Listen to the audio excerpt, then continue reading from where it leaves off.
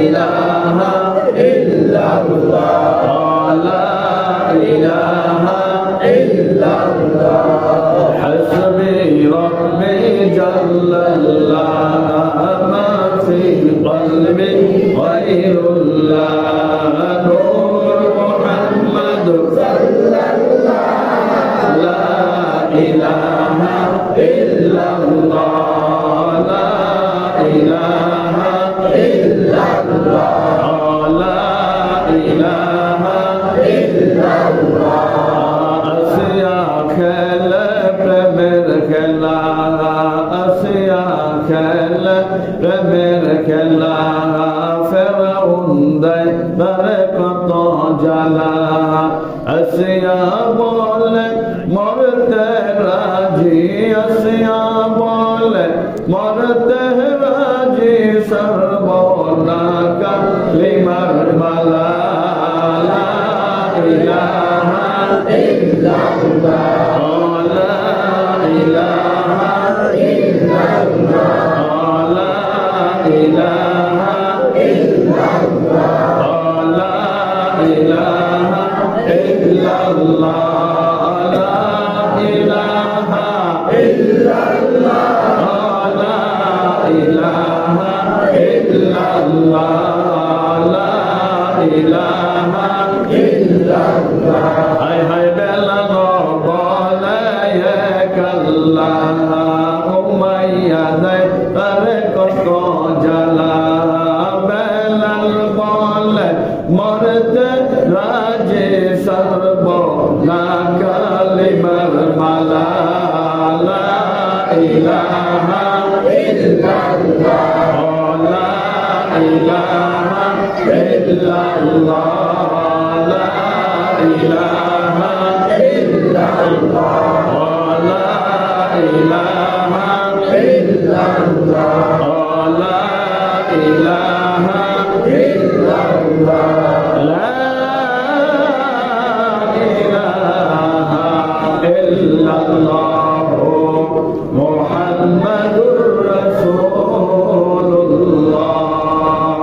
সাল্লাল্লাহু আলাইহি ওয়াসাল্লাম।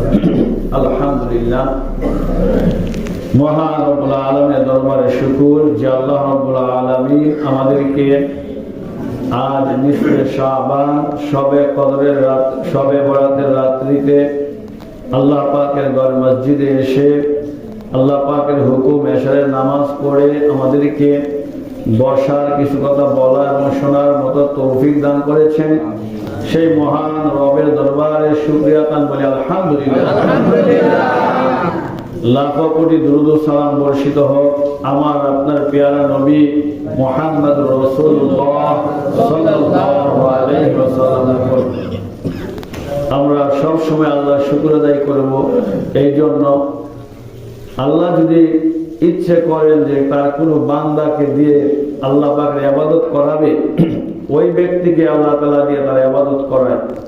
যদি নিজস্ব ক্ষমতা বা টাকা পয়সা বা অর্থ সম্পদের বলে কেউ ইবাদত করতে পারতো, তাহলে আমরা এখানে যারা আছি আমাদের চেয়ে অনেক টাকাওয়ালা পয়সাওয়ালা মানুষ আছে, কিন্তু তারা আল্লাহর ঘরে আসতে পারে না, হয় না এমন?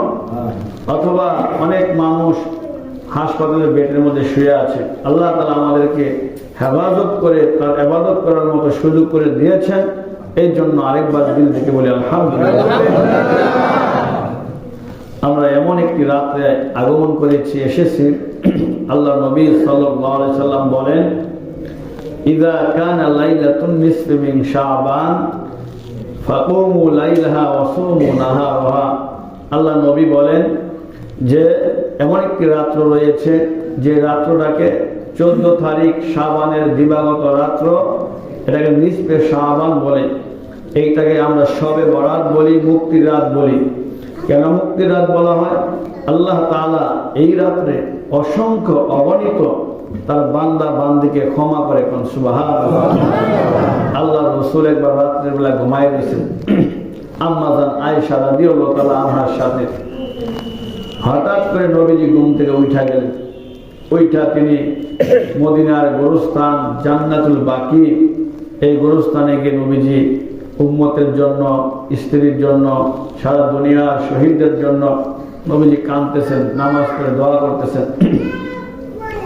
হযরত আয়েশা সিদ্দিকা রাদিয়াল্লাহু আনহা বলেন, আমার ঘুম ভেঙে গেল। আমি চিন্তা করলাম যে আল্লাহর রাসূল আমাকে রেখে, নবী তো সিরিয়াল অনুযায়ী এক একজন বিবির ঘরে এক একদিন যাইতেন, তো ভাবতেছেন নবী কি আমাকে রাইখা অন্য কোনো বিবির ঘরে চলে গেছে কিনা, আমার যে আজকে হক সেটা কি নবী নষ্ট করছে কিনা। তো তিনি যেহেতু সতীন আছে, একটু সন্দেহ আসতেই পারে, নাকি আসতে পারে না? মনে করেন যদি এখন আপনার দুই বিবি হয়, হঠাৎ করে 12টা ওইটা ঘরে নাই, তাহলে যা বিবির সাথে ছিলেন সে ভাবতে পারে না একটু যে হয়তো আরেকখানে গেছে, এটা স্বাভাবিক। আম্মা আয়েশা রাদিয়াল্লাহু আনহা বলতেছে, নবীজি তাহলে অন্য বিবির ঘরে গেছে? আম্মা আয়েশা প্রত্যেকটা বিবির ঘরে লক করলেন, খোঁজ নিলেন, বলছে নাই। মেয়ের ঘরে গেলেন ফাতেমার, বলছে বাবা তো আসে নাই, কোথায় যেতে পারে? তো বলতেছে যেহেতু কোনো ঘরে নাই, তাহলে বোঝা যায় আল্লাহ নবী হয়তো গোরস্থানে জান্নাতুল বাকিতে গেছেন। সুবহানাল্লাহ। এই যে একটা ধারণা করলেন হয়তো নবীজি কবরস্থানে গেলেন, এই ধারণাটা কি একদিন আগে পরে নবীজি গেছে, বিবি যা দেখছে এই জন্য ধারণাটা করছে নাকি? তার মানে বোঝা গেল কি নবীজি মাঝে মধ্যে দিনে হোক রাত্রে হোক কবরস্থানে যাইতেন। আর আমরা কি করি? রাত্রে তো দূরের কথা, আমরা দিনও যাই না, ঠিক আছে না? ওই কেউ মারা গেলে এলাকার বাড়তেশন তখন আমরা যাই, কিন্তু নবীজি বলছে তোমরা মাঝে মধ্যে কবরস্থানে যাইবা, যাইয়া মুর্দাদের জন্য দোয়া করবা, কবর দেখলে দিলটা নরম হয়। আমরা অনেক মধ্যে রাত 12টার পরে সারা রাত টোটো কোম্পানির মতো ঘুরে, জিন ভূতের কোনো ভয় নাই, ওই মানুষগুলো কিন্তু কবরের পাশে গেলে একটু ভয় আসে না? কারণ কবর এমন একটা জায়গা যেখান থেকে আর ফিরে আসার মতো সুযোগ নাই। তো নবীজি ওখানে গেলেন, গিয়ে দেখতেছেন নবীজি অজরে কাঁদতেছে তার উম্মতের জন্য, বিশেষ করে স্ত্রী খাদিজাতুল কুবরা রাদিয়াল্লাহু আনহার জন্য। আল্লাহর রাসূল অনেক বড় ঘটনা, যাই হোক ওইদিকে যাব না। আমরা একটাই শিক্ষা পাইলাম যে এই রাত্রে নবীজি, ওই রাত্রটা শবে বরাতের রাত্র ছিল, তো এই রাত্রে 5টা আমল আছে, তার মধ্যে একটা আমল হচ্ছে যে কবরস্থানে সুযোগ পাইলে যাওয়া, একা একা যাওয়া। আমরা তো অনেক সময় সবাই আসো যাই, যদি ভয়ে পান হয়তো দিয়ে একজন নিয়ে গেলেন, কিন্তু একা একা গেলে মনটা নরম হয় বেশি। এই জন্য পারলে এই রাত্রে আপনারা কবরস্থানে গিয়ে আত্মীয় স্বজনদের দোয়া করবেন। কারণ আজকে এমন একটা রাত্র, কবরবাসীরা আমার আপনাদের তাকায় রয়েছে, দেখি আমার কোনো আত্মীয় স্বজন, আমার কোনো বন্ধু বান্ধব, আমার কোনো ছেলে সন্তান আমার জন্য কিছু পাঠায় কিনা। মানুষ যখন মারা যায় তখন তাদের সমস্ত নেক আমলের দরজা বন্ধ হয়ে যায়, কয়েকটা আমল জারি থাকে, কিয়ামত পর্যন্ত পাইতে থাকে, সদকাতুল জারিয়া। যেমন কেউ মসজিদ বানাইলেন, টাকা দিলেন, পয়সা দিলেন, ইট দিলেন, বালু সিমেন্ট দিলেন, অথবা রাস্তাঘাট করলেন, অথবা পুষ্করি মাদ্রাসা করলেন, এরকম কিছু জিনিস আছে যেগুলো আপনি কইরা গেলে এই গল্পগুলো যতদিন থাকবে ততদিন পর্যন্ত আপনি মরে যাবেন, আপনার সন্তান মরে যাবে, আপনার ছেলে সন্তান, বংশ শেষ, কেউ নাই। কিন্তু এরপরও আপনার কবরের সওয়াব যাইতেই থাকবে। সুবহানাল্লাহ। মনে করেন এই মসজিদে যায় একটা ইটও দান করছে, লোকটা মারা গেছে, এই মসজিদ কি চলে গেছে? আছে না? যত মানুষ নামাজ পড়বে, যতদিন আজান হবে, তেলাওয়াত হবে, জিজ্ঞাসকার হবে, ওই ব্যক্তির যে একটা দান করছে এইটা স্থায়ী। এই জন্য এই আমলগুলোর পক্ষ থেকে আল্লাহ তাআলা আমাদের সওয়াব কমাইবেন না, ওই ব্যক্তির কবরে আল্লাহর পক্ষ থেকে একটা সওয়াব যাইতেই থাকবে। সুবহানাল্লাহ। এই জন্য আত্মীয় স্বজনের জন্য এরকম ভাবে দান খরচ করা, নিয়ত করে যে আল্লাহ আমার আত্মীয় স্বজনের কবরে এই সওয়াবটা পৌঁছায় দাও। এরপর আল্লাহ রাসূল বলেন এই রাত্রটা এমন একটা রাত্র, ফাইন্নাল্লাহ তাআলা ইয়ানজিলু ফিহা লিগুরুবিশ শামসি ইলাস সামাঈদ দুনিয়া আলা মিন মুস্তাগফিরিন ফাগফির লাহু আলা মিন মুস্তারজিকিন ফারজুকুহু আলা মিন মুবতালিয়ান ফাহুয়া ফীহি আলা কাযা হাত্তা ইয়াতলু আলাল ফাজর। আল্লাহ রাসূল বলেন এই শবে বরাতের রাতটা কেমন গুরুত্বপূর্ণ রাত। যখন মাগরিবের আযান হয়ে যায়, মাগরিবের আযান হওয়ার সাথে সাথে আল্লাহ রাব্বুল আলামিন হাদিসের মধ্যে এসেছে 300 রহমতের দরজা এবং মাগফিরাতের দরজা আল্লাহ খুলে দেয়। সুবহানাল্লাহ। আল্লাহ তাআলা সমস্ত রহমত আর বান্দার নিয়া আল্লাহ রাব্বুল আলামিন প্রথম আসমানে আসেন। আসার পরে ডাকতে থাকেন, আল্লাহ মিন মুস্তাগফিরিন ফাগফির লাহু। হে দুনিয়ার মানুষ, তোমরা কে আছো বিপদের মধ্যে আছো, কে আছো অসুখের মধ্যে ভুগতেছ, কে আছো তোমাদের রিজিকের প্রয়োজন, বান্দা যা লাগবে আমি আল্লাহর কাছে বলো, আমি আল্লাহ সব দিয়া দিব। সুবহানাল্লাহ। বিভিন্ন ভাষায় বান্দারে তোমার সমস্যা, তোমার কামাই নাই, আমার কাছে বলো, আমি কামাইয়ের ব্যবস্থা করবো। রিজিক নাই, আমি আল্লাহর কাছে চাও, আমি তোমার রিজিকের ফায়সালা করে দিব। তুমি অসুস্থ আছো, আমি আল্লাহর কাছে বলো, আমি তোমাকে শেফা দান করবো। কিন্তু আমরা তো চাইতে পারি না, বিশ্বাস আমাদের হয় না। অনেক মানুষকে হুজুর একটু হিন্দু বেড়িরা অনেক সময় আসে, হুজুর একটু পানিটা হইয়া দেন। অমুসলিমেরা কিন্তু বিশ্বাস করে বিদে কিন্তু আসে, তাই না? ঠিক এরা পানি পড়া খায়। আর অনেক সময় দিকে হুজুর কাম হয়েছ। আবার আমাদের অনেক মুসলমান আছে, একদিন খাইলে যদি 3-4 দিন খাই, একদিন খাই মানে ফালাই দিছে, পানি তো হয়ে গেছে। ফ্রি জিনিস যে বুঝেন নাই। আর ফ্রিজে হাসপাতালে যান, সারাদিন সিরিয়াল নইরা 12 ঘন্টা দিয়া 200 টাকা ওষুধ দিছে। 500 টাকা এই ফ্রিজে হাসপাতাল থেকে দিছে, খুব ভালো ওষুধ। কি নিয়মে আমরা খাই কি খাই না বলেন না? বানায় বলতেছে। তাহলে দুনিয়ার ডাক্তারকে সনদ হিসাবে ওষুধ খাবেন, দান করবে কে? আল্লাহ, তাই না? ওইটাতে যে গুরুত্ব আমরা দেই, কিন্তু আল্লাহর কালামের বা আল্লাহর কাছে চাওয়াটা, যে আমি আল্লাহর কাছে চাইবো, আল্লাহ তুমি তো সবকিছুর মালিক, তুমি আমাকে সবকিছু দান করো, ওই বিশ্বাসটা আমাদের নাই। আমরা শুধু হুজুর যাতে বলে 1 টাকা দান করলে 10 টাকার মালিক হবে, 1000 টাকা দান করলে আল্লাহ তাআলা 10,000 টাকার মালিক বানাই দেবে। মানে প্রত্যেকটা দানের সওয়াব 10 গুণ করে আল্লাহ বাড়ায় দেয়। সুবহানাল্লাহ। এটা মনে করে এক লোকে বলে, আল্লাহ তুমি আমার 1 লাখ টাকা দাও, তোমার ঘরে কাজ চলতেছে, মসজিদের 50,000 টাকা দান করে দেব। বিশ্বাস না হইলে 50,000 টাকা রাইখা বাকি 50,000 টাকা দাও। এইভাবে দোয়া করে দিব, আল্লাহ দিব।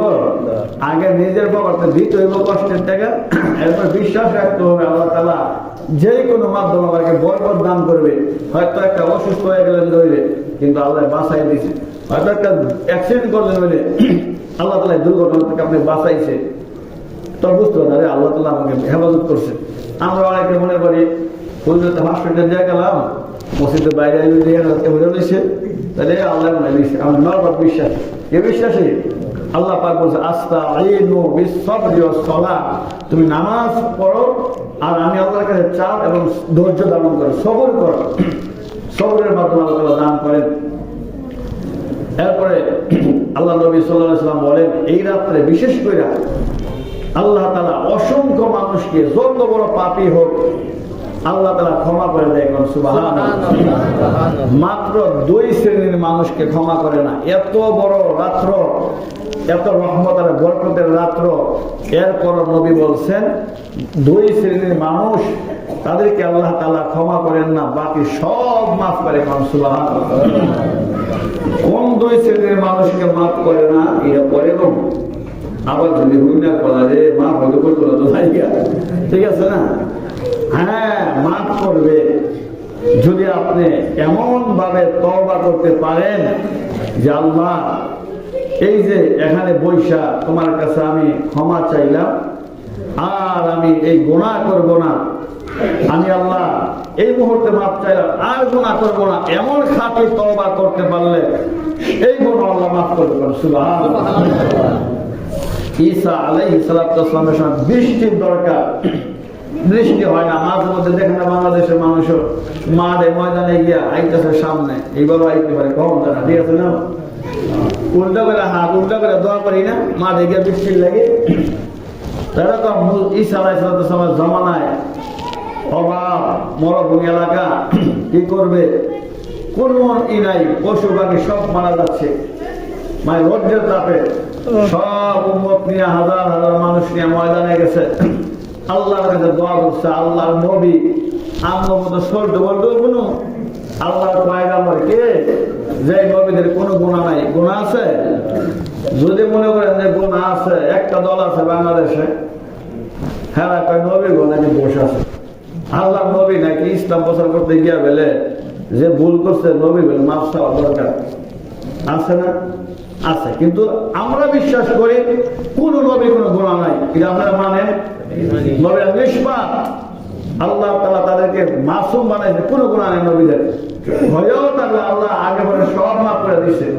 তাহলে আমি আপনি কোনো সমস্যা করে লাভ আছে নবী গো বলেন? আল্লাহ পাক নবী গো নিষ্পাপ বানাই দিচ্ছে।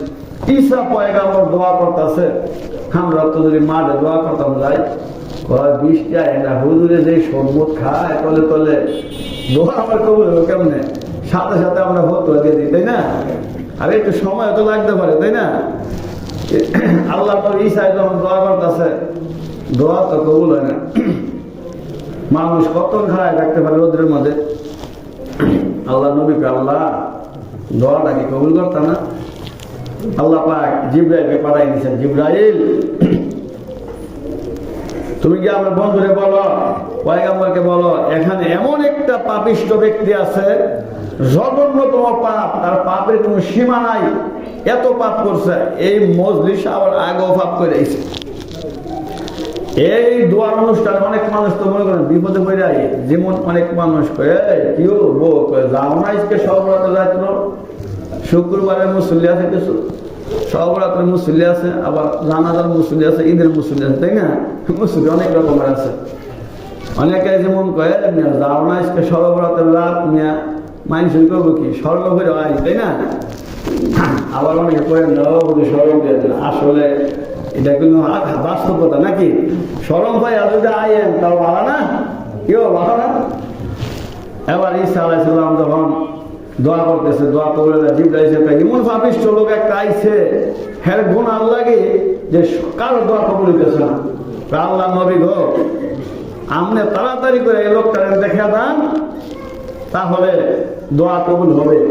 ঈসা পয়গম্বর দাঁড়ায় কয়, এই উপস্থিত সাথীরা, এখানে এমন একটা পাপিষ্ট আছো, তোমার জন্য দোয়া কবুল হয় না, অতএব তুমি চলে যাও। আমরা যদি এই কথা কই চাকরি থাকবো? বলেন, যদি জানি ওই লোকটা গোনা করে আইছে, ওটা নামনে যে গোনা করছেন তাহলে দেখছি রাস্তার মধ্যে বাইরে বাইরে কেউ হুজুরে খেদানো লাগবে। কারণ হুজুরে যা শুরু করছে এই হুজুর ভালো না, কইবেন কি করবেন না বলেন? আমরা অনেক কথা বলতে পারি না, হ্যাঁ, আবার বাইরে গেছে হুজুররা হক কথা কয়, কোনো হক কথা কয় না তো। আবার যদি কই তাহলে ডক লাগে না, হক কথা কি লাগে না? ডক লাগে না। যাই হোক, এবার আল্লাহ নবী যখন বলছে যাও, যে পাপিষ্ট চলে যাও। এখন যে পাপ করছে হ্যাঁ তো মনে ফুটকুতে জানি আমার কথা নি কইতেছে। আবার হেকাতুল লতিফ নামে একটা কিতাব আছে, ফার্সিতে লিখছে, কবি মাদ্রাসায় না হনবীর জামাতে কিতাবটা পড়ায়, সাদা ফুলবাড়িতে থাকতে আমরা পড়ছিলাম। খালি শুধু আউলিয়াদের ঘটনা, আগেরকার জামানায় এত মিডিয়া সিডিয়া ছিল না, কথায় কথা এসে পড়ছে। ওই জায়গার মধ্যে একটা ঘটনা লেখছে, আগেরকার বাদশাগত শিক্ষিত কম হইলো, অনেক বুদ্ধি ছিল, ঠিক আছে না? অনেক মানুষ আমাদের এলাকায় আছে বিচার আচার করে, যদিও অনেক বড় আমার মতো শিক্ষিত না, কিন্তু তাদের বুদ্ধি আছে, মেধা আছে, হ্যাঁ, উপস্থিত বুদ্ধি থেকে তারা বিচার আচার করতে পারে, ঠিক না? ঠিক বলেন? আল্লাহ তাআলা একটা মানুষকে একটা যোগ্যতা দান করে। এবার এলাকার মধ্যে তুলার বস্তা চুরি হয়েছে, কি হয়েছে? গোডাউন থেকে একটা লোক পিছু থাকেন, থামায়, তুলার বস্তা চুরি হয়ে গেছে। এবার বিচার দিছে, ও বাদশা যাবো না, আমার তুলার বস্তাটা চুরি হয়ে গেছে, অনেক তুলার বস্তা কাটায় নিছে, এবারে কেমনি বার করবো? সিসিটিভি ক্যামেরা নাই, এখন তো জায়গায় জায়গায় সিসিটিভি ক্যামেরা আছে, চোর ধরে রাখতে পারে। হ্যাঁ, অত মোবাইলে লক করলে বোঝা যায় কোন থানায় আছে, বুঝেন নাই? কিন্তু ওই সময় এগুলো ছিল, বেরিন বুদ্ধি খাটাই তো বাদশারা।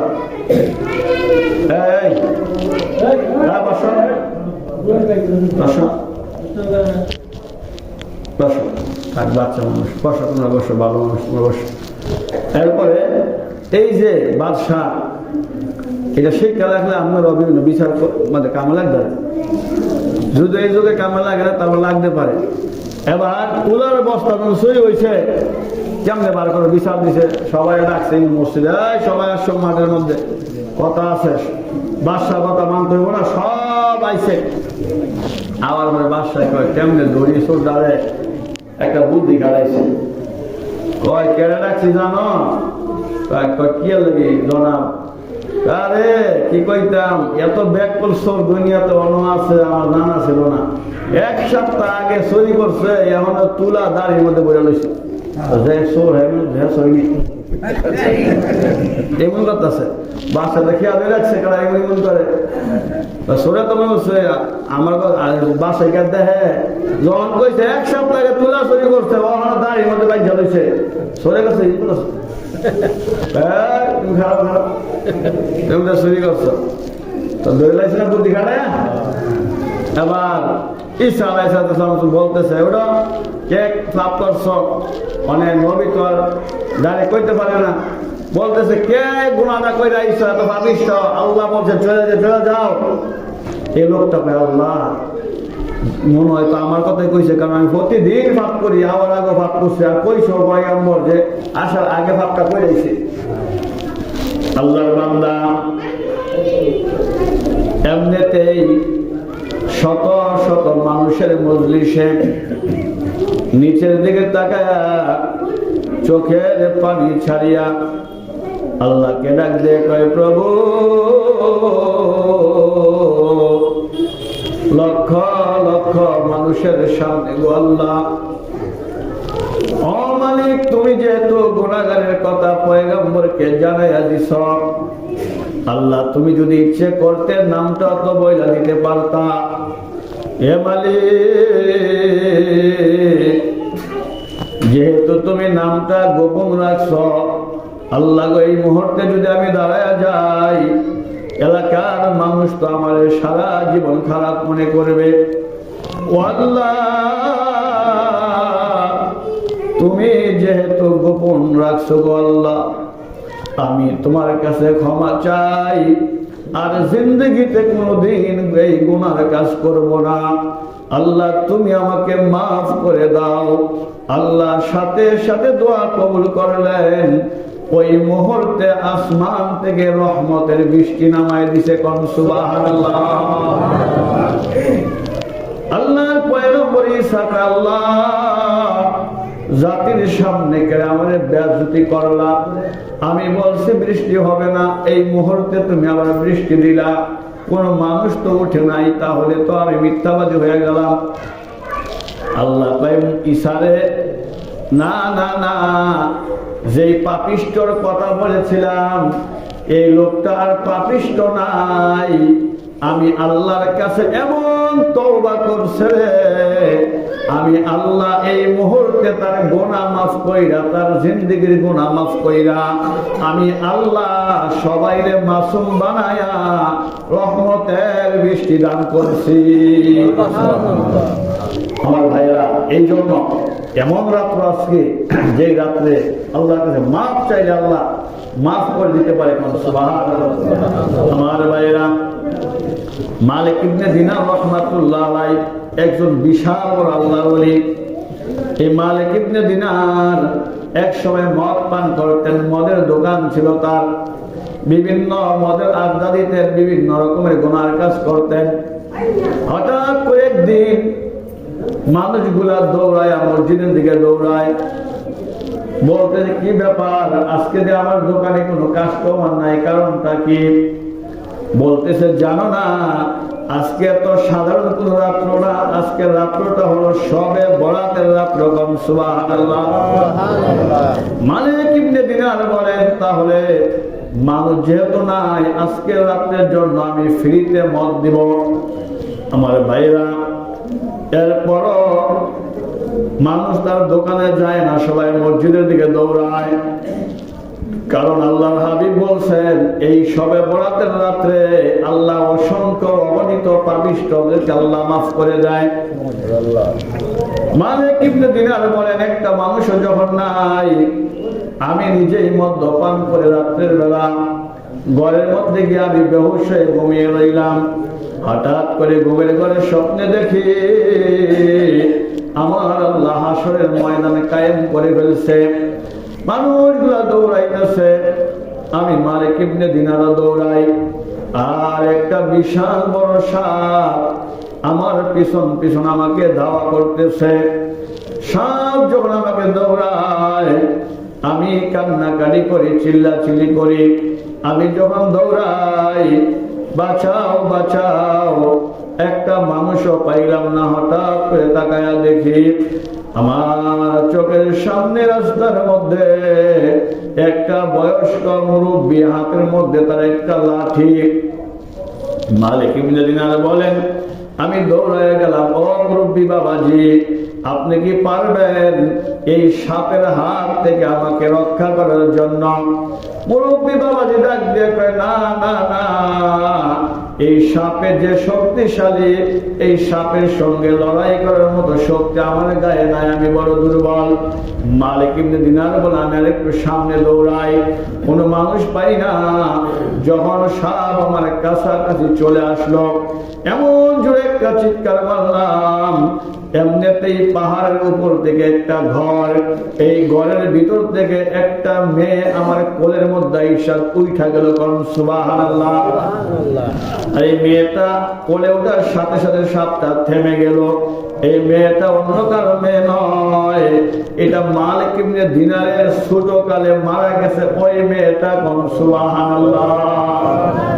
আমার ভাইরা, মালিক ইবনে দিনার রাহমাতুল্লাহ আলাইহি মেয়েকে দেখলেন, মেয়ে কোরআনের একটা আয়াত তেলাওয়াত করলেন, যে আয়াতের অর্থ হলো, আল্লাহ কয়, ও দুনিয়ার মানুষ, এখনো কি সময় হয় নাই? আর কত গুনাহ করবা, কত গুনাহ করবা, ফিরে আসো, আমি আল্লাহর কাছে তুমি ফিরে আসো। মালিক ইবনে দিনার বলেন, ও মা, তুমি তো ছোট অবস্থায় মারা গেলাম, তোমার এত কোরআন শিখাইতে পারি নাই, কোথায় থেকে তুমি কোরআন শিখলাম? এমন ছোট্ট মেয়েটা ডাক দেবে, আব্বা, নাবালেক অবস্থায় কোনো বাচ্চা যখন মারা যায়, এই পাহাড়ের উপরে একটা ঘর আছে, যে ঘরের মধ্যে মুসলমানদের জাতির পিতা হযরত ইব্রাহিম নবীর মাধ্যমে এখানে ওই বাচ্চাদেরকে, শিশুদেরকে আল্লাহ কোরআন শিখায়। কোন সুবহানাল্লাহ। আমি ইব্রাহিম পয়গম্বরের কাছ থেকে কোরআনের তেলাওয়াত শিখছি। ও আব্বা, আপনি কি জানেন, রাস্তার মধ্যে যে একটা বয়স্ক মানুষের সঙ্গে আপনার দেখা হয়ে গেল, আর একটা সাপ আপনাকে দৌড়ায়, ওই সাপটাই বা কে? আর বয়স্ক মুরব্বীটাই বা কে? কয়, মা, আমি তো জানি না। কয়, আপনি যে জীবনে টুকটাক ভালো আমল করছেন, ওই নেক আমল করছেন, তার বিনিময়ে ওই বুড়া মানুষটা আপনার পক্ষ দাঁড়াইছে।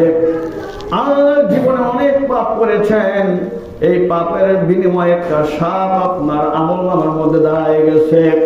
কিন্তু আপনি নেক আমল কম আর বদ আমল বেশি, যার কারণে সাপের শক্তি বেশি। সাপ হলো আপনার জীবনের বদ আমল, আর বুড়া লোকটা হলো আপনার জীবনের নেক আমল। আজকে আপনার এই বদ আমলের শক্তি বেশি, যার কারণে আপনার নেক আমল আপনাকে ওই বদ আমল থেকে বাঁচাইতে পারে নাই। কারণ নাউজুবিল্লাহ। বলতেছে, বাবা, এখনো সময় আছে, এখনো সময় আছে, জলদি জলদি আপনি আল্লাহর কাছে তওবা করেন। মালিক ইবনে দিনার বলেন, এমনিতে আমার ঘুম ভেঙে গেল। আমি বিবিকে ডাক দিয়ে কই, বিবি গো, সবে বরাতের রাত্র কি শেষ হয়ে গেছে? কয়, না স্বামী, এখনো শেষ হয় নাই। মালিক ইবনে দিনার বলেন, আমি আর দেরি করলাম না, দৌড়ায় আমি গোসল করলাম, ওযু করে আমি মসজিদে চলে গেলাম। গিয়ে দেখি মানুষগুলা সবাই চলিয়া গেছে, দুনিয়ার সমস্ত দরজাগুলা বন্ধ হয়ে গেছে, অফিস আদালত গুলা বন্ধ হয়ে গেছে। মালিক ইবনে দিনার মসজিদের মধ্যে সেজদায় করে চোখের পানি ফলায় কান্দে, প্রভু তাকায়া দেখো সব মানুষগুলা চলিয়া গেছে, আল্লাহ অফিস আদালত গুলা বন্ধ হয়ে গেছে। এর মালিক, আমি মালিক ইবনে দিনার জীবনের সমস্ত গুনাহ নিয়ে তোমার দরবারে হাজির হয়ে গেছি। ও আল্লাহ, এমন ভাবে তওবা করতেছি মালিক, জীবনে আর কোনদিন গুনাহ করব না। মালিক ইবনে দিনার বলেন, ওই রাত্রটা শবে বরাতের রাত্র ছিল। আমি আল্লাহ তাআলার কাছে যখন দোয়া করলাম, কান্নাকাটি করলাম, আকাশ থেকে আওয়াজ আসলো, মালিক ইবনে দিনার রে, আমি আল্লাহ জীবনের সব গুনাহ তোর মাফ করে দিলাম, আমি তোকে আল্লাহর ওলি বানায় দিলাম। সুবহানাল্লাহ। আল্লাহ তাআলা আর কান্নাকাটি দেখে জীবনের গুনাহগুলো মাফ করে দিছে, আল্লাহ তাআলা তাকে আল্লাহর ওলি বানায় দিয়েছে। সুবহানাল্লাহ। আল্লাহ তাআলা যদি আমাদের সবাইকে মাফ করে দেয়, কোন অসুবিধা আছে বলেন? কারোর কাছে কৈফিয়ত দিতে হইব বলেন? জবাব দিতে হবে? জবাব দিতে হবে না। আল্লাহ পাক এই রাত্রগুলো দিছই শুধু মাফ করার জন্য। তবে খেয়াল রাখবেন, সবাই মনে করেন না যে মাছ কিনতে গেলে অনেক সময় ওই বাগাটা নিলে কিছু ফিরে দিব, তাই না? অথবা আমরা বলি, ভাই এই বাগাটা যদি কিনি 2-3টা দিয়া দিবেন নি, বলি না? কয়েকটা দিয়া দেয়। আপনি যদি ওই বাগাই না কিনেন, খালি কোন ভাই বাগাটা থাক, ফ্রিডই দিয়া দেন, দিব? দিব বলেন? দিব না। এই যে বরকতের রাত্রগুলা তাদের জন্য। মনে করেন যে মাঝে মাঝে সিমের মধ্যে অফার আসে, যে আপনার জন্য অফার সব রাতের খাতিরে 100 টাকা বললে 200 মিনিট হয় না, মনে হয় না? আর 16 ডিসেম্বরের উপলক্ষে ফ্রি আয় না, আসে। এইটা আমরা সবাই বলি, কারণ মোবাইল তো সবার হাতে আছে, শিক্ষিত অশিক্ষিত, হ্যাঁ, সব মানুষের কাছে মোবাইল। এই মোবাইলে কিন্তু দুনিয়াটা খাইছে। আগে বিয়ে হইতো এই গেলাম আমরা সেই গেলাম, তখন বিয়ে হয় পাকিস্তান আর হিন্দুস্তান, ঠিক আছে না? সব এটার মাধ্যমে, ঠিক আছে নি? এবার এ মালিক ইবনে দিনারকে আল্লাহ তো মাফ করছে নি। কোন কথা জানি কইতে গেছিলাম? অফারের কথা। হ্যাঁ, এই বিশেষ রাত্রগুলো আল্লাহ কাদেরকে দিচ্ছে? যারা মোবাইল চালায় তাদেরকে অফার দেয়। 5 ওয়াক্ত নামাজ এবং আল্লাহর ফরজ বিধানগুলা যারা পালন করে তাদের জন্য এই স্পেশাল মাঝে মধ্যে অফার দেয়। এখন যদি মনে করেন যে বাগা দরকার নাই, ফ্রি লয়ে নেব, ভাইবেন বলেন? মনে যদি করেন সবে কতটা সর্বরাত আসই, সব বেলা মাফ করে দেয় হুজুরে কইছে, তাই বাকি নামাজ পড়ে লাভ কি? এই নিয়ত করলে হবে? নিয়ত করতে হবে, আল্লাহ এতদিন পর্যন্ত যত ভুল করছি, নামাজ কাজা করছি, রোজা রাখি নাই, সামনে আসতেছে রোজা রাখবো, নামাজ 5 ওয়াক্ত পড়বো, যাকাত ফরজ হইলে যাকাত দিব, এরকম আল্লাহর ফরজ বিধানগুলো ঠিক রাখতে হবে, তাহলে আজকে রাত তাদের জন্য কাজে লাগবে। ঠিক না বেঠিক বলেন? আমরা অনেক সময় অনেক মানুষের নামাজ পড়ে থাকে, যেই গুণা করে একটু ঘরে ঘরে ওই নামাজ পড়বো, একটা গুণা সব সাইরা। বলেন তো, দুনিয়াতে থাকলে গুণাকে ছাড়া যাইব? চেষ্টা করতে হইব, মাপ চাইতে হইব, গুণা ছাড়ার চেষ্টা করতে হইব, আপাতত করে দেখতে হইব। অনেক মানুষ কয় না হুজুর নামাজ পড়ে দিব, কেউ কিছু পাইছে দেখেন যে নামাজ পড়ছে, হ্যাঁ গরিব মানুষ, আপনি নামাজ পড়েন কি? আপনি পড়া নাই, আপনি কয়েকের মালিক, আপনি নামাজ পড়ি না, কাজও যায় না, দেন লক্ষ লক্ষ টাকার মালিক। ভাইরে, চক্ষু বন্ধ হইলে বুঝে আসবে আল্লাহর হুকুমের কি দাম। অনেক মানুষ এই গোনা করতে করতে অভ্যস্ত, আর খালি কয় না একেবারে বাবায় যাবো, এই সময় না ইবাদত করবো। আল্লাহ কয় লা তাকনাতু মির রাহমাতিল্লাহ, বান্দা যত গুনাহ করছো আমার রহমতের আশা রাখো, রহমত থেকে বঞ্চিত রাখো। সুবহানাল্লাহ। নবীর কাছে একজন সাহাবী আয়েশা খালি কান্দে, ইয়া রাসূলুল্লাহ, এত বড় পাপ আমি করছি, আমার দিল সাক্ষী দেয় আল্লাহ আমার এই গুনাহটা মাফ করবে না। আবু বকর কয়, কি গুনাহ করছো বলে না। ওমর কয়, কি গুনাহ করছো বলে না। নবী কয়, কি গুনাহ করছো বলে না। খালি কান্দে আর কয়, ইয়া রাসূলুল্লাহ, ইয়া হাবিবাল্লাহ, এত বড় পাপ করছি গো নবী, আমার দিল সাক্ষী দেয় আল্লাহ সব মাফ করবে, কিন্তু আমার এই গুনাহটা মাফ করবে না। আল্লাহ নবী কয়, সাহাবী তুমি বলো। ওই সাহাবীর নামটা শুনলে বুঝতে পারবেন, অনেকেই জানেন কি গুনাহটা সে করছে। নাম হলো দাহিয়াতুল কালবি। কি এই দাহিয়াতুল কালবি? এই জন্য নবীজির ঘটনাটা শোনাচ্ছি, কারণ নইরা সবার কিছুই নাই। আমি আপনি যত গুনাহ করতে আমাদের শক্তি আছে, আল্লাহ কয় তার চাইতে কোটি কোটি গুণ বেশি শক্তি আছে আমি আল্লাহ মাফ করতে। কোন সুবহানাল্লাহ। আল্লাহ নবীর সাহাবী দাহিয়াতুল কালবি কয়, ইয়া রাসূলুল্লাহ, ইয়া হাবিবাল্লাহ, আপনি শুনবেন। নবী কয়, শোনাও, কি গুনাহ করছো, তোমার দিল সাক্ষী দেয় আল্লাহ তোমারে মাফ করবে না। কয়, ইয়া রাসূলুল্লাহ, জাহিলিয়াতের যুগে আপনি দুনিয়াতে আসার আগে এবং পরও দেখছেন, মক্কার মধ্যে, আরবের মধ্যে একটা অভ্যাস ছিল, কন্যা সন্তান জন্মগ্রহণ করলে তারা লজ্জিত মনে করত, সাথে সাথে তারা জীবিত পুঁতে ফেলত। নাউযুবিল্লাহ। ইয়া রাসূলুল্লাহ, আমি একবার 5-6 বছরের জন্য ব্যবসার উদ্দেশ্যে আমি একবার সিরিয়াতে গমন করলাম, রওনা দিলাম। যাবার আগে আমার বিবি প্রেগনেন্ট অবস্থায় ছিল। আমি বললাম, বিবি, যদি কন্যা সন্তান হয় সাথে সাথে মারি দিয়া ফেলবা, আর যদি পুত্র সন্তান হয় তাহলে সুন্দর করে লালন পালন করলা। ইয়া রাসূলুল্লাহ, ইয়া হাবিবাল্লাহ, আমি চলে গেলাম, কিন্তু আমার বিবির গর্ভের থেকে কন্যা সন্তান জন্মগ্রহণ করলো। ইয়া রাসূলুল্লাহ, বিবি আমাকে বলে নাই, বলছে সন্তান নাকি মারা গেছে। আমি যখন 5-6 বছর পর ইয়া রাসূলুল্লাহ আমি ব্যবসা থেকে যখন গ্রামে আসলাম, আসার পর তার মা বলতেছে, বাচ্চার মা বলতেছে, এই তো তোমার বাবা অনেক দিন ধরে অপেক্ষা করতেছে মেয়েটা আব্বু আব্বুকে দেখবে। আগে তো মোবাইলের যুগ ছিল না, ভিডিও ক্যামেরার যুগ ছিল না। মেয়েটা অনেক আশায় আমার আব্বু আসবে। ইয়া রাসূলুল্লাহ, আমি যখন আসলাম, এই মেয়েটা যখন আমার আব্বু আব্বু বলে ডাক দেয়, আমি তার চেহারার দিকে তাকাইয়া দেখি, এত সুন্দর চেহারার মানুষ আমার জিন্দেগিতে আমি দেখি নাই। কোন সুবহানাল্লাহ। ইয়া রাসূলুল্লাহ, আমার মেয়ে বিবিকে জিজ্ঞাসা করলাম, এই মেয়েটা কার? স্বামী, আপনার সাথে আমি মিথ্যা কথা বলেছি, এই মেয়েটা হলো আপনারই কন্যা। কিন্তু স্বামী গো, আপনি বলেছেন মেরে ফেলার জন্য। আমি মাত্র 10 মাস 10 দিন গর্ভ ধারণ করেছি। এই মেয়েটা আমি অনেক কষ্টে প্রসব করেছি। মেয়েটার চেহারা এত সুন্দর, আমি মা তাকে মারতে পারি নাই। আমি তাকে লালন পালন করলাম, আপনি তাকে মারবেন না। ইয়া রাসূলুল্লাহ, আমি এত পাষাণ, এত পাষাণ, এত সুন্দর মেয়েটা আব্বু আব্বু বলে আমাকে ডাকে, কিন্তু আমি সহ্য করতে পারি নাই গো নবী। আমি বললাম, আমার মেয়েটাকে সাজিয়ে গুছিয়ে দাও, আমি তার নানির বাড়িতে বেড়ানোর জন্য যাব।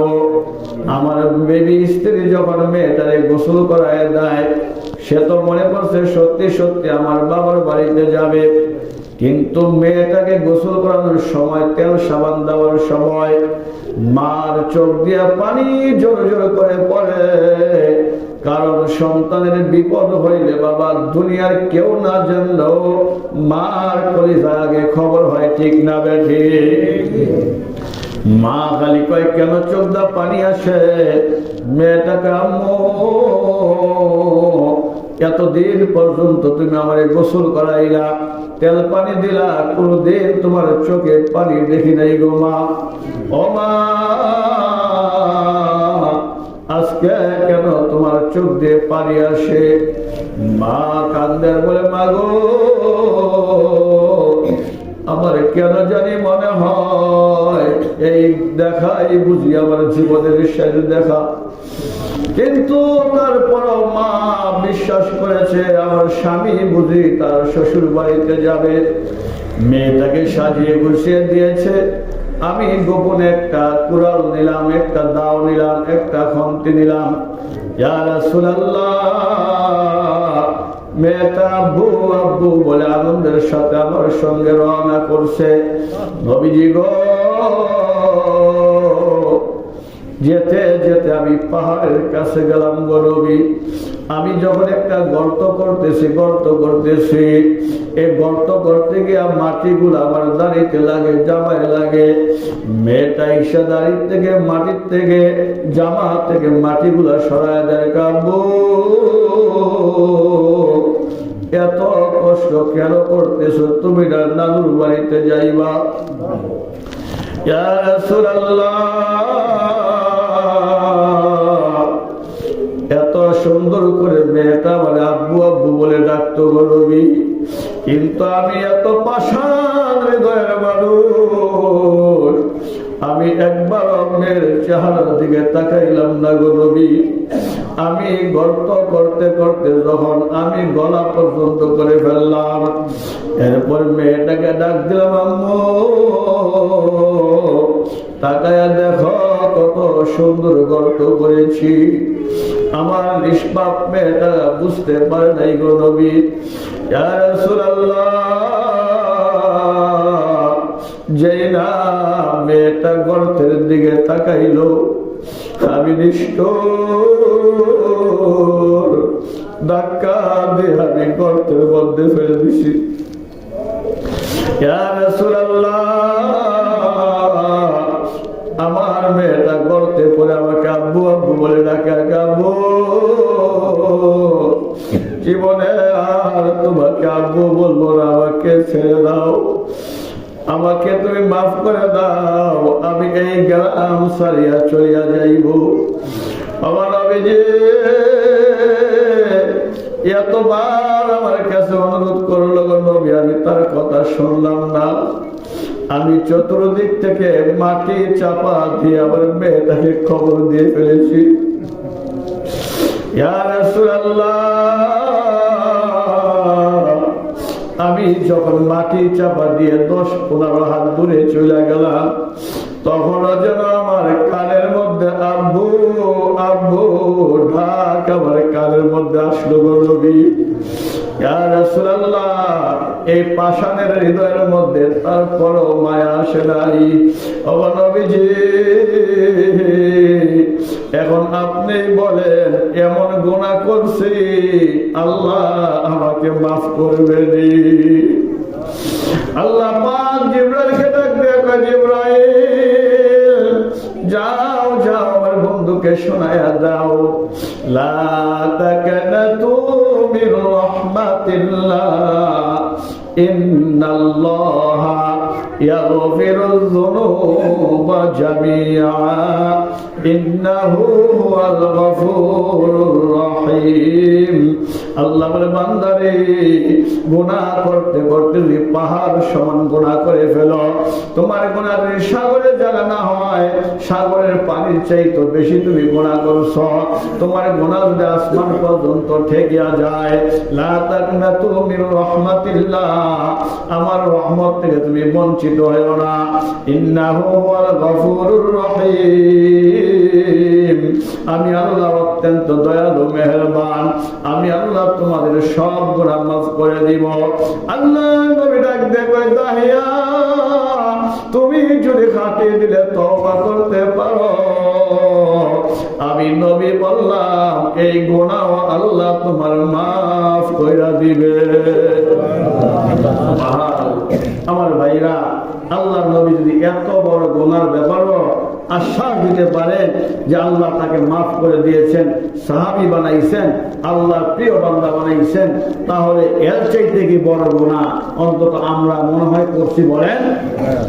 এই জন্য নৈরাশ্বর কিছুই নাই, আমরা আসলামই আল্লাহর কাছে মাফ চাওয়ার জন্য।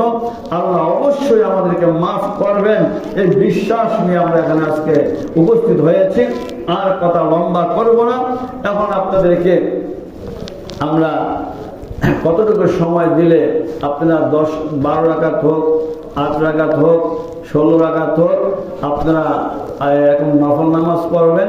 নিয়মটা হচ্ছে কোনো নিয়ম নাই, এমনিতে নামাজ যেইভাবে পড়েন, অন্য সময় নফল যেমনি পড়েন, খালি নিয়ত করবেন যে আমি সবে বরাতের উপলক্ষে 2 রাকাত নফল নামাজ পড়তেছি, আল্লাহু আকবার, এই বইলা হাত বাঁধবেন। হাত বাঁধার পরে ওই যে এমনি নামাজ পড়তেছি সূরা ফাতিহা পড়ি, অথবা সূরা সানা পড়ার পর সূরা ফাতিহা, এরপরে একটা সূরা মিলায়া 2 রাকাত নাম 1 রাকাত করে আবার পড়েন। মানে ফরজ নামাজ যেমনে পড়েন, নফল সবসময় যেমনে পড়েন, ঠিক এমনিতেই। অনেক মানুষ আছে কয় হুজুর সব বরাতের নামাজের দোয়া তো জানি না, নিয়ম তো জানি না, এই মনে করে অনেকে পড়ে না, আছে না? ইসলাম বড় সহজ, জানলে ভাইজান। এই জন্য এই 2 রাকাত নামাজ পড়বেন, আবার 2 রাকাত 4 রাকাত পড়বেন, একটু জিজ্ঞাসা করলেন, আল্লাহর কাছে নিজে দোয়া করলেন। এইভাবে 4 রাকাত, 8 রাকাত, 12 রাকাত যেটুকু পারেন এইভাবে পড়বেন। পড়ার পরে যে টাইমটা আমরা দিব, এই টাইমের মধ্যেই আপনি বেতের নামাজটা একা একা পড়ে নেবেন। পরে নেওয়ার পরে দেখা যায় আমরা 10-15 মিনিট জিকির করব। এরপর আমরা সবার জন্য দোয়া করব। অনেকে দান করছেন, মসজিদের শুরু থেকে কোনো দান করছেন, মাদ্রাসায় দান করছেন, এবার সহবরাতের জন্য অনেকেই টাকা পয়সা দিচ্ছেন না? প্রায় আপনারা আলহামদুলিল্লাহ 6,185 টাকার মতো আমরা দান করছেন। আমাদের খরচ হয়েছে 9,000 টাকা, বাকিটা মেম্বার সব বলছে যে আমি দিয়ে 3,000। যাই হোক, তার মানে আপনারা সবাই দিচ্ছেন বা দিবেন।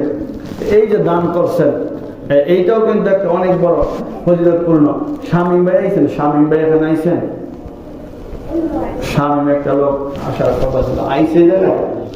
যাই হোক, তো নিয়মটা বুঝতে পারছেন না? এই জন্য আপনারা সবকিছু আলাদা দিবেন, দান করবেন। বিশেষ করে আমাদের মসজিদে কাজ চলতেছে, অনেকে টাকা দিচ্ছেন, বা এই 2-1 দিনের মধ্যে ছাদের ঢালাই শুরু হয়ে যাবে সম্ভবত। তো অনেক সিমেন্টের প্রয়োজন। আপনারা তো সমাজবাসী দিচ্ছেন না, আরো অনেকের বাকি রয়েছে, এগুলো আপনারা দিয়ে দিবেন। অথবা আপনার যারা বিভিন্ন আত্মীয় স্বজন আছে, যাই যেখান থেকে পারেন মসজিদে দিবেন। আগেও দিচ্ছেন, পরেও দিচ্ছেন। কারণ আল্লাহর ঘরে যা দিবেন তাই থাকবে না? কি বল, থাকবে না? আমি আপনি হয়তো থাকবো না, আমি আজকে আছি, কালকে নাও থাকতে পারি, তাই না? বা আপনি আজকে জীবিত আছে, কালকে নাও থাকতে পারেন। এই পবিত্র রাত, এমন একটা মহত্বপূর্ণ রাত, দেখা যায় আপনারা যেহেতু সব আমার এলাকার মানুষ, দূরের মানুষ কিন্তু সাইকেল আমাদের, তাই না? আপনারা তো দিতেই আছেন। আবার যদি এখন কিছু চাই, হয়তো কইতে হুজুরে না, আসলে আহল বুদ্ধি নেই, খালি সাইড দেয়, ঠিক আছে না? কিন্তু চাই কেন জানেন?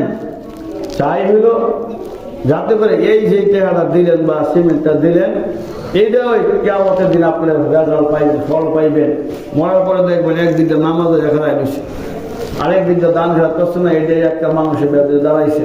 কোরআন তেলাওয়াত করছেন, এটা এসে দাঁড়াইছে। ন্যাক আমলগুলা কবরের পাশে এসে ঘেরে বসে আপনার। তখন ফেরেশতারা যদি আসে প্রশ্ন করার জন্য অথবা শাস্তি দেওয়ার জন্য, যাও, এগুলা আমার লোক। দেখেন না, যদি কোনো একটা মানুষ দুর্ঘটনা ঘটে, বাড়ি ঘর ভেঙে গেলায়, পুলিশে ধরে দিলে, থানায় ফোন, অতি সাহেব আর মেয়ে জানেন না এটা আমার লোক, অতি সাহেব, স্যার ঠিক আছে, তাই না? ওই কবরের মধ্যে কিছু নেতা ফেতা এরকম আপনার আশপাশে থাকবে, আর ওই নেতাদের নাম হচ্ছে কোরআন তেলাওয়াত, দান খেলাত, নামাজ, হজ, যাকাত, এগুলা ইত্যাদি। ওরা আপনাকে শেল্টার দিবে, ওই দিন আপনার পাশে আসবে, বলে যাও, এই লোকটা সারা জীবন আল্লাহর কোরআন তেলাওয়াত করছে, দান খেলাত করছে, নামাজ কালাম পড়ছে, অতএব তুমি এখানে আইসো না, আল্লাহর বান্দা ঘুমাইছে, তুমি চলে যাও। মাশাআল্লাহ বলেন। এই জন্য আপনারা সবাই সিমেন্ট দিয়ে, আমি কিছু চাইবো না, কারণ ইবাদতের রাত্র, এই ঈদের ইবাদত। যেহেতু একজন লোকে কি জানি বলবো, আপনি কি বলবেন? 500 টাকা মসজিদে দিবেন, দেখ আলহামদুলিল্লাহ।